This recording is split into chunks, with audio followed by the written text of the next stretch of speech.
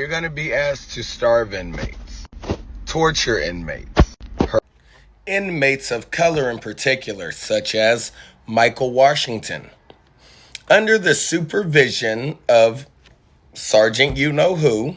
I prefer to call her Sergeant Go to Hell. Under this, and here, this is another report submitted to Human Resources, my warden, my deputy warden, and all superiors. Inmate Washington, I witnessed this July 31st at midnight. Inmate Washington was stripped of his mat, his blanket, and his sheet, and was left with nothing to sleep on other than the metal floor.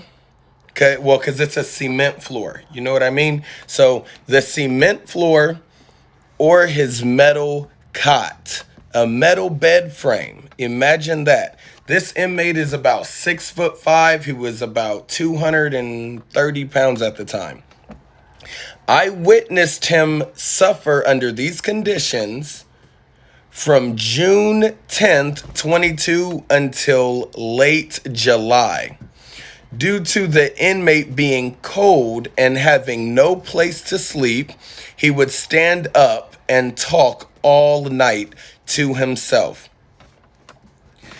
This eventually caused his legs to swell and start to burst with blood and blisters.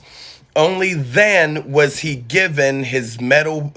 Only then was he given back his mat to sleep on and his blanket. The inmate also claims to me. He told me this when I came in that night. He also claimed to me that a particular CO who had gotten in a fight with him earlier in the week would come to his cell and would taunt him, saying things like porch monkey, undersized N-word, ooh, ooh, ah, ah. When the inmate would ask for his food, he would be told, I can find you a banana. Now, here's the thing. Standing in the hub, watching the COs as they go through the pod, if you push the button, you can hear what that CO is saying to that inmate, even though you're way in the hub. And I can tell you firsthand, every time I push that button, the things I heard the COs and supervisors saying to this particular African-American inmate were disgusting and should never be tolerated.